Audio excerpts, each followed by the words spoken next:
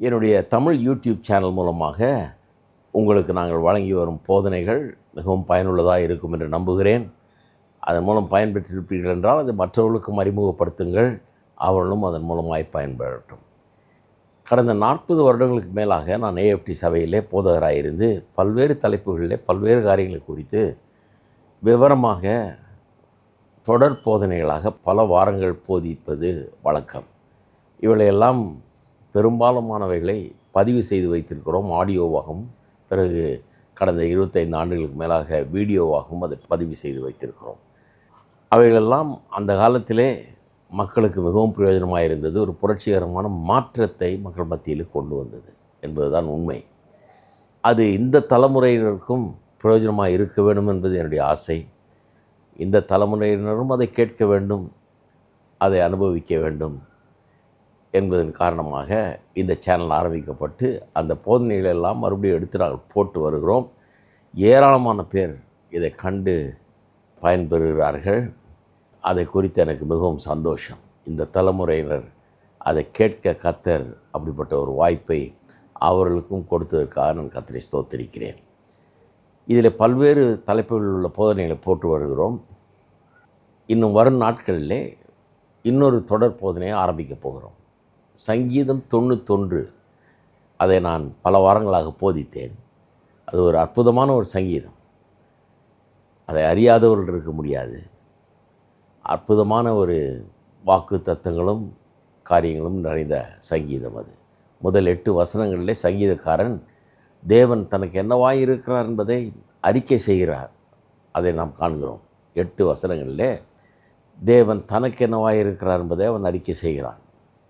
9, 10, 11, 12, 13 ஆகிய வசனங்களிலே தெய்வீக பாதுகாப்பு, இயற்கைக்கு அப்பாற்பட்ட விதத்தில் தேவன் எப்படி நம்மை பாதுகாக்கிறார், தேவதூதர்களை கூட நம்மை பாதுகாக்கும்படியாக அவர் வைக்கிறார் என்பதை குறித்தெல்லாம் அற்புதமாக அங்கே சங்கீதக்காரன் சொல்லுகிறார்.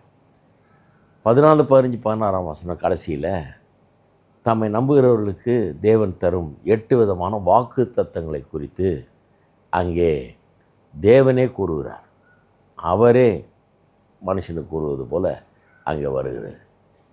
இந்த அற்புதமான சங்கீதம் உங்களுக்கு பிரயோஜனமாக இருக்கும் என்று நம்புகிறேன். பல வாரங்களுக்கு அதை போதித்தேன். அவைகளை சின்ன சின்ன கேப்சியூல்ஸ் மாதிரி நீங்கள் அன்றன்றைக்கு ஜீரணிக்கத்தக்க விதத்தில் ஒரு ஷார்ட்டாக கட் பண்ணி அதை உங்களுக்கு தினந்தோறும் கொஞ்ச நேரம் கேட்டு அதை தியானித்து பயன்பெறும்படியாக உங்களுக்கு வழங்கி வருகிறோம். தவறாமல் கேளுங்கள். இது மிகவும் பிரயோஜனமாக இருக்கும். மற்றவர்களுக்கும் இதை அறிமுகப்படுத்துங்கள். கர்த்தர் உங்கள் உள்ளங்களோடு பேசுவாராக, உங்களை ஊக்குவிப்பாராக. கர்த்தர் உங்கள் வாழ்க்கையின் தேவைகளை சந்திக்கும்படியாக தம்முடைய வார்த்தையை அனுப்புகிறார். வார்த்தையை அனுப்பி சுகமாக்குகிறார், விடுவிக்கிறார் என்றெல்லாம் வேதம் சொல்லுகிறது. சுகத்தை அனுப்புறதில்லை, வார்த்தையை அனுப்புகிறார். வார்த்தையின் மூலமாக தான் சுகம் வருகிறது, வார்த்தையின் மூலமாக தான் விடுதலை வருகிறது. அப்போ உங்களுடைய வாழ்க்கையின் சகல பிரச்சனைகளுக்கும் தீர்வு கர்த்தருடைய வார்த்தையில் தான் இருக்குது. கர்த்தர் தம்முடைய வார்த்தையை அனுப்புகிறார்.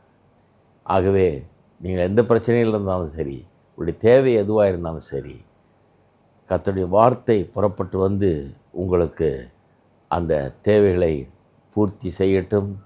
உங்கள் வாழ்க்கையில் பல்வேறு அற்புதங்களையும் அருமையான காரியங்களையும் இந்த வார்த்தை நிறைவேற்றிட்டு, இந்த வார்த்தையை கொண்டு உலகத்தையே உண்டாக்கிற தேவன் இன்றைக்கு தம்முடைய வார்த்தையை கொண்டு தான் நம்முடைய வாழ்க்கையே வடிவமைத்து கொண்டிருக்கிறார். உங்களுடைய வாழ்க்கையும் இந்த வார்த்தையின் மூலமாக வடிவமைக்கப்படட்டும். கர்த்தர் உங்களை ஆசீர்வதிப்பாராக.